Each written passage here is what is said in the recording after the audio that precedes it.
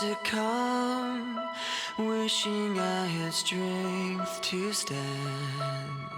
I was sitting at a restaurant. My back is to the door, and I'm sitting with a couple of friends, and we're having a conversation, and all of a sudden, like, I'm talking to them, and they're not talking back, and I'm just like, what's wrong with you guys?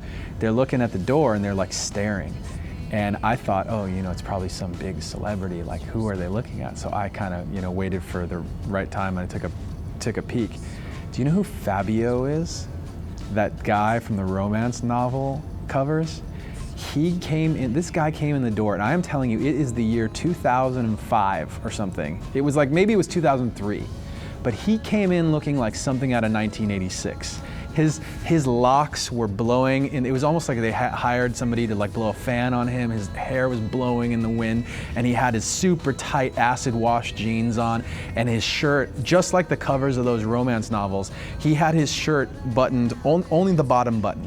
Like the chest was just exploding out of the shirt. He was like oiled up. I mean, it was literally, it looked like a joke. It was perfect for like what you think that guy is about. Like, he is about that 24 hours a day. And we took it a step further. My friend went up to him and said, hey, my friend over here is a huge fan of you.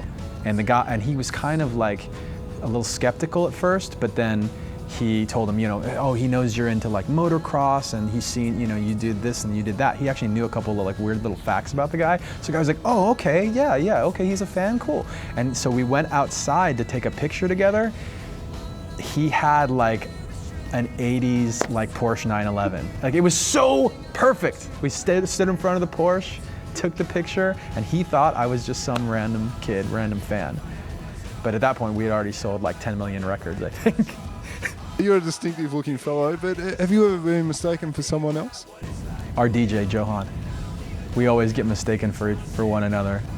And sometimes some of our crew, the guys in our crew do too, get mistaken for us. Like just the other day here in Australia, my keyboard tech, whose name is Dylan, he just told me this today, in fact. He said he was at the airport, and this guy came up to him and said, hey man, like, you guys put on a really good show the other night. And Dylan thought that he knew this guy or something, and he was like, oh, cool, yeah, I'm glad you saw the show. And so the guy's like, yeah, really great show, blah, blah. And he left, and he came back, 5 minutes later with a piece of paper and a pen, like, will you sign me an autograph? He's like, really, are you sure? He's like, yeah, you're in the band, right?